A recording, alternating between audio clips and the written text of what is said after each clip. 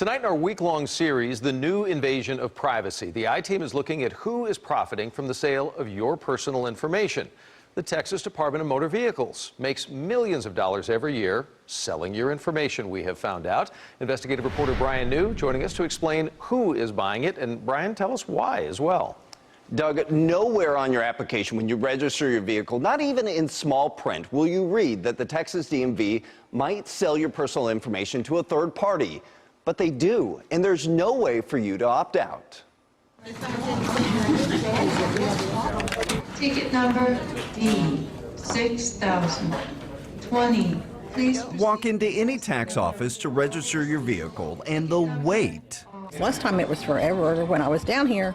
can be painfully long. So I said, okay, help me, Lord. Then, when your number is finally called, R 4235. Please proceed to desk number 3. you not only hand over your money, but what you may not realize is you're also handing over your personal information to thousands of companies. You're kidding. No, we're not. Well, without my permission, I don't think that's very good. Everything here on your application, your name, address, phone number, and the car you drive is all entered into a massive database. The Texas DMV then sells that data. Last year, more than 2,700 companies and government agencies bought some of it. Some cities buy the data to catch parking violators. Toll companies buy it to catch toll violators. And car dealerships, insurance companies, and banks buy it to verify vehicle ownership. Also on the list of buyers were school districts, major corporations, and private investigators from California to New York. The reasons they want this data are not as clear.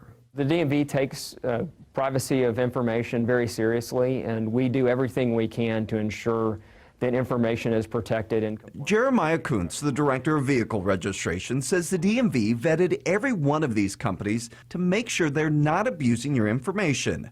The state does not allow companies to use your data for marketing or solicitation. Have you guys ever caught companies misusing this data?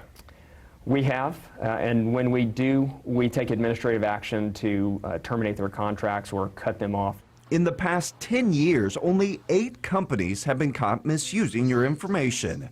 And while those companies are no longer allowed to buy it, there are still plenty that can and do. Last year, the DMV made more than $3 million selling your information. But Kuntz says it's not about the money. So why does the DMV sell this information? So providing information to governments and business entities provides a public benefit.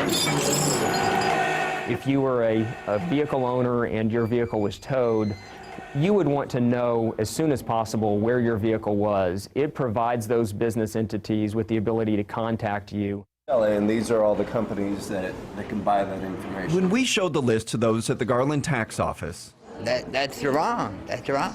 the response was mixed. I don't think it would be too bad. I mean, everybody puts their information everywhere, you know, Facebook, stuff like that. But most said they wish the DMV at least told them their personal information might be sold and did it before. Ticket number R4215. Their number was called. Please proceed to desk number 13.